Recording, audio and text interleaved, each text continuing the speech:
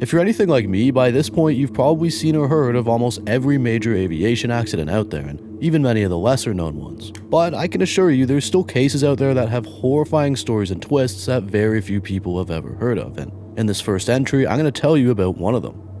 Despite the terrifying story behind it, Air Indiana Flight 216 has mostly just been forgotten to time, and even if you have heard of it, there's a twist at the end of this that is incredibly heartbreaking, and that's an aspect that I'm 100% sure most of you have never heard about.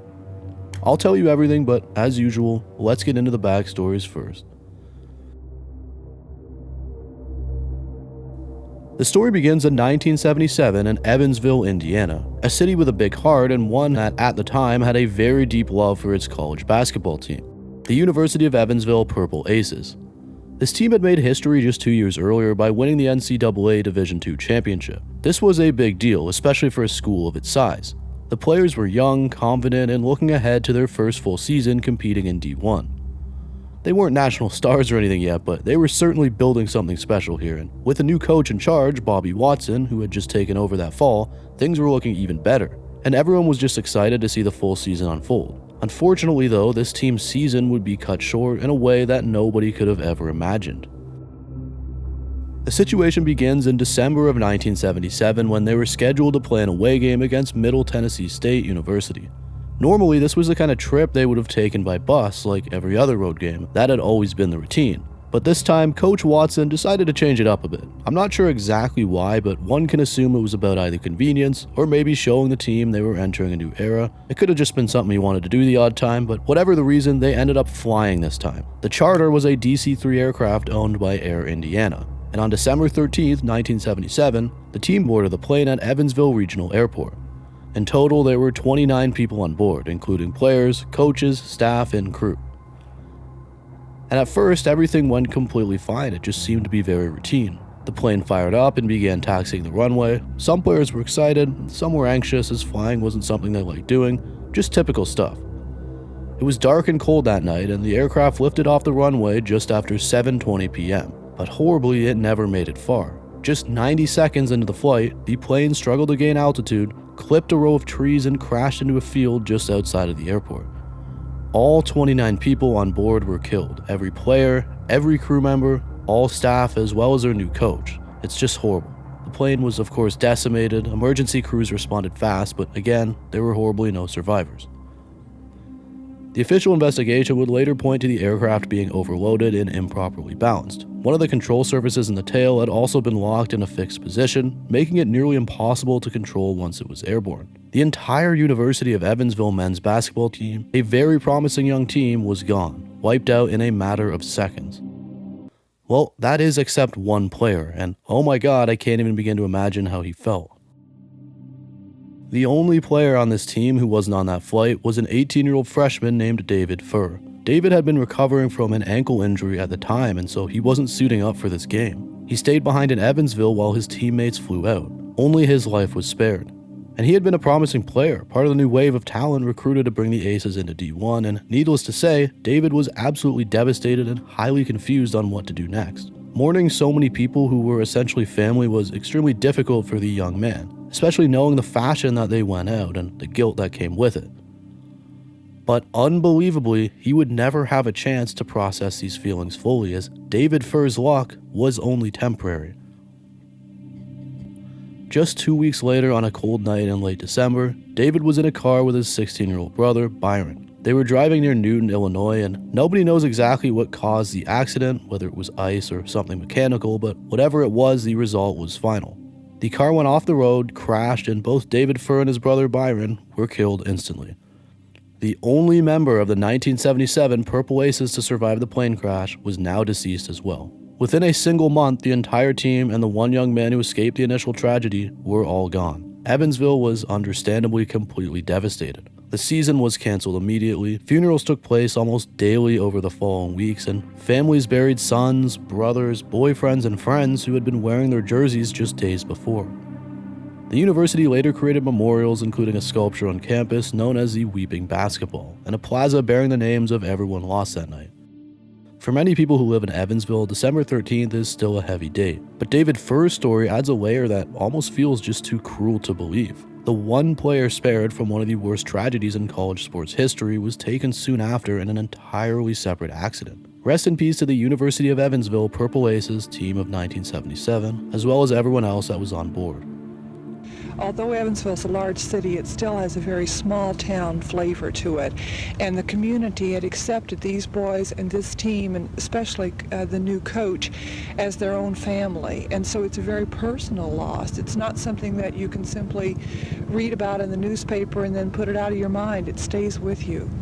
We feel a deep personal loss.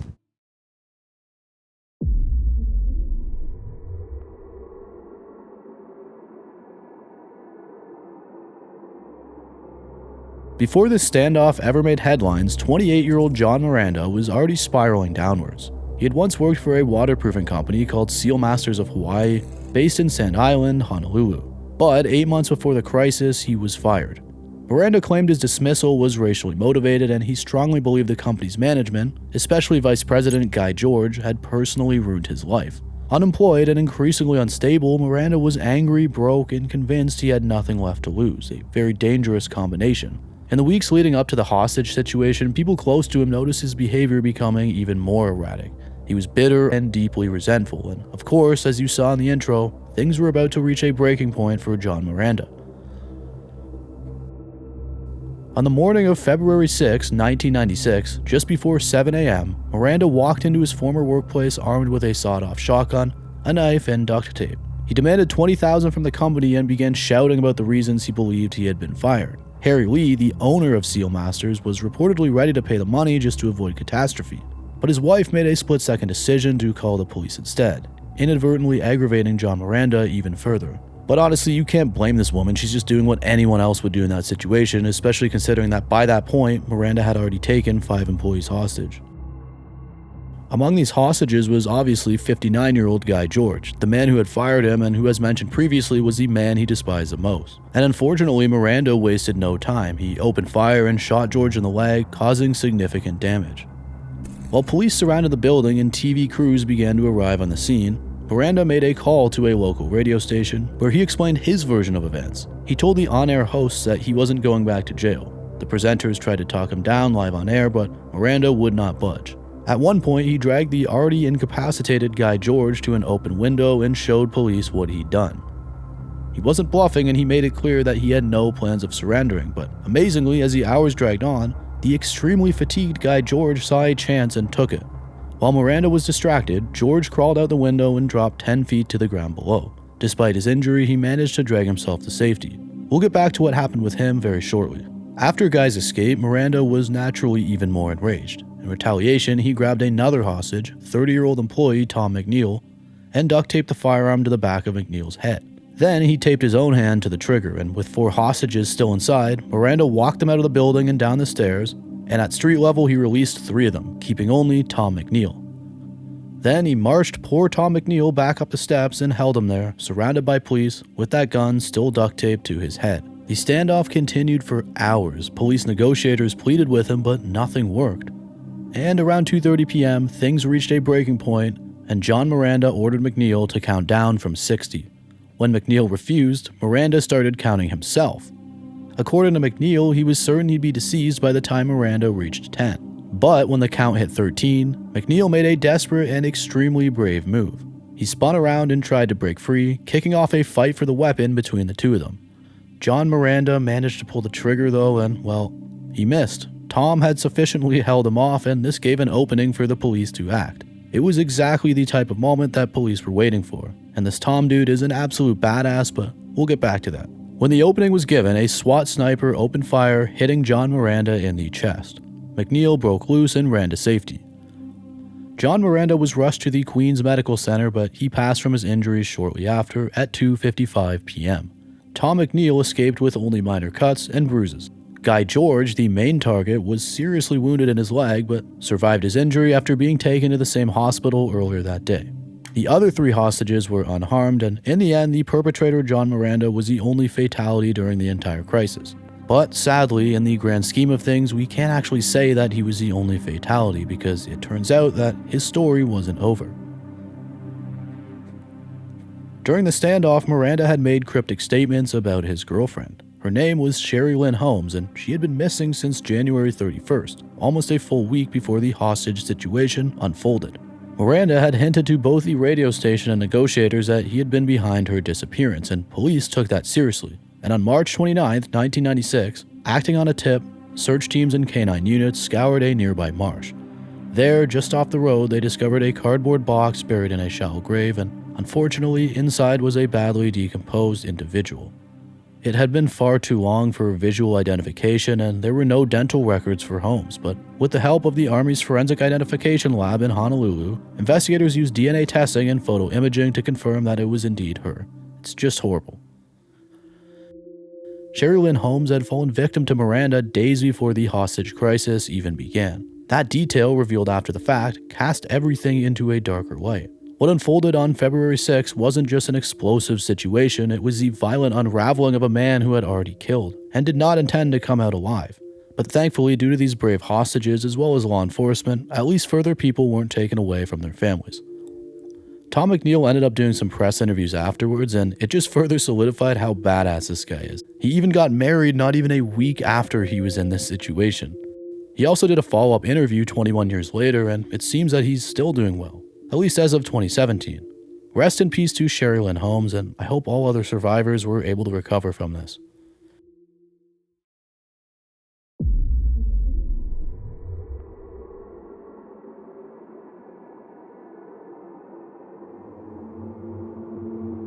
"26-year-old Kétie Jones had the kind of energy that everybody just loved. She was born in Asheville, North Carolina in late 1989, and she grew up alongside her mother and her two siblings. Sadly, when she was very young, she actually lost her father. And so over the years, the family moved several times, spending a stretch in Michigan before finally settling down in Charlotte, North Carolina, when Kétie was a teenager.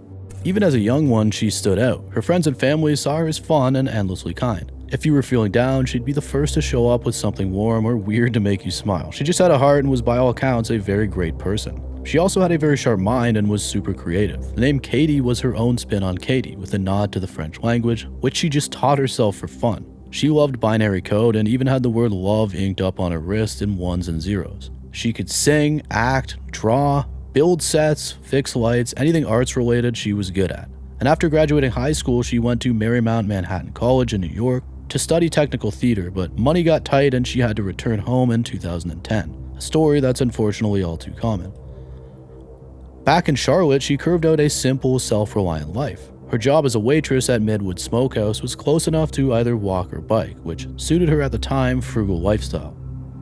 About 2 weeks before the events we're about to get into, she tried to plan a birthday visit to see her mother in Asheville. Without a car though, the trip didn't happen, and so they pushed it a bit further, but unfortunately this mother-daughter visit would never end up happening. On the night of October 14th, 2016, she worked a normal shift at the smokehouse, then headed to a local hangout spot, Midwood Country Club. Here, she would just unwind after her shift with some friends.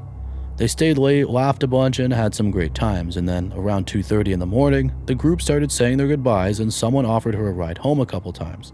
She politely passed on both offers as the weather was nice and she liked walking at night. This wasn't unusual for her, and she always carried pepper spray and kept her phone within reach. And it was a busy night and she knew the most ideal path to take under the circumstances. Again, this was not new to her, she's done this many times. A little later, another friend spotted her walking near a 7-Eleven and stopped to ask if she wanted a lift, but she said she was fine. Security footage from a nearby shopping plaza showed her just moments later, walking and dancing along the sidewalk, looking carefree and at ease, though it seems this was never released publicly. But more security footage that would be released publicly was recorded at a nearby church, and we can see her walking down the road from here too, just after 2:40 a.m. She does not at all seem stressed. And not long after that, at around 2:47 a.m., the sounds of 2 gunshots broke the quiet. Kétie had been shot near the parking lot of a nearby building, a place she passed every single day on her way home. One bullet tore through her side, hitting her heart and her lung. The alarm system at the building picked up the noise instantly. A neighbor looked out their window and saw a car speeding away, and another resident, thinking it was fireworks, stepped outside and followed the sound down the street. This is where he found a woman on the ground. It was Kétie. At first, he assumed she had just passed out, but as he got closer and saw the severity, he called 911. The dispatcher instructed him to check her pulse, and poor Kétie wasn't breathing. She passed away right there on the pavement just a few blocks from her home. Police quickly arrived, and we can see this in the church CCTV as well. Police from the Charlotte-Mecklenburg department took on the case. Homicides in that specific area were rare, but at the time, robberies near late-night businesses had been on the rise. An autopsy also found bruises along the side of her body, suggesting that there had been a physical altercation before the shooting. In the days that followed, her friends and law enforcement searched the surrounding area for any sign of what happened but found nothing to go on. Kétie had no known enemies, wasn't involved in drugs, and nothing appeared to have been stolen. Her purse and phone were still at the scene. Her poor mother stayed in her home for a few weeks, trying to make sense of the loss. Friends organized tribute events, one at a bar she loved and another at a local market that she frequented. A small memorial appeared at a spot where she was killed, full of candles, flowers, and even donuts. Investigators learned that she had used her pepper spray on a man weeks earlier during an incident on Central Avenue, but that lead didn't go anywhere. The only significant development, which again I already mentioned, came nearly 2 years later in 2018 when police released footage from a church camera across the street from where she was shot. The video showed Kétie walking alone at around 2:40 a.m., then a car pulling into view on a street she would turn on about a minute later. You can see the car pull into view, and then about 20 seconds later, it backs up. Later in the footage, we see another car driving by, and police believe that this is actually the same vehicle. According to investigators, she likely spoke to the driver and maybe even tried to get away before being attacked. The entire interaction was just so short though. Of course, in the footage it's very difficult to see, but yeah, it's still valuable because one of the 22 drivers who drove by the crime scene may have seen something, and so that's why they released it. Unfortunately, nothing major ever came afterwards, and to this day, Kétie's homicide remains unsolved. Officers believe the suspect got out of the vehicle and approached her on foot. Despite some tips still coming in and Kétie's mother staying involved, the case remains cold. In the wake of her passing, a fundraiser covered her funeral costs and then some. With the extra money, her loved ones partnered with the University of North Carolina at Charlotte to create a scholarship in her name. The Kétie Memory Jones Memorial Arts Award now helps young artists who are chasing the kind of dreams Kétie once had. Whoever took her away from her family that night has never been identified, and it's extremely infuriating. Rest in peace to this poor woman. And thank you to one of Kétie's friends, who also happens to be a patron, for sharing this case with me a couple months back. After hearing her story, I knew I had to cover it, and the information she provided as well as her personal accounts were super helpful. The whole thing just makes no sense, and I really hope one day we can get to the bottom of this, because Kétie and her family really deserve it.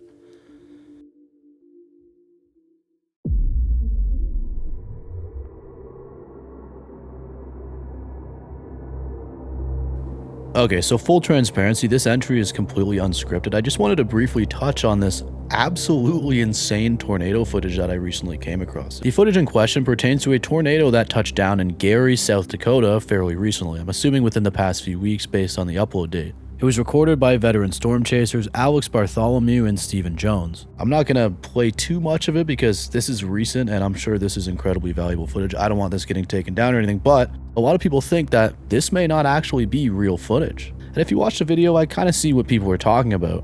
It kind of just seems like it was inserted in there. There's a ton of people claiming that it's AI, and this shot in particular just kind of has that uncanny valley feeling. There's this guy saying that the trees are dancing when they should be pulled into the vacuum that is created by this tornado. Also breaking down the grass and all this stuff. And so I saw all this and I was like, okay, this does not add up at all. Why would people fake something like this? Basically, people are extremely adamant that this is actually AI, and there's so many comments that say similar things. But the thing is, this clearly is not AI. I mean, all you have to do is go to their YouTube page, Texas Storm Chasers, and if you span through, you can see the development of this tornado from the very beginning and then all the way to the end, and it's hands down one of the most photogenic tornadoes I've ever seen caught on camera. These guys did an absolutely phenomenal job. And if you keep going, you eventually find the clips that are going on Facebook, proving that this is indeed not AI. There's something just so eerie about this section in particular, and I had to cover it. It's pretty crazy how we're now at a point where people are believing things that are just so clearly AI, but then you see something real and they're doubting it. Pretty interesting stuff. I'll put the link to the full storm chase in the description if you'd like to watch it yourself. I highly recommend it, and it's even in 4K. Thank you guys so much for watching. I really appreciate it. If you enjoyed this video, I have a metric ton more of these. Just so many stories that people haven't heard of. And sometimes it sucks because I know a lot of the older videos aren't going to get seen by my newer audience, so just consider checking them out, and if not, it's okay.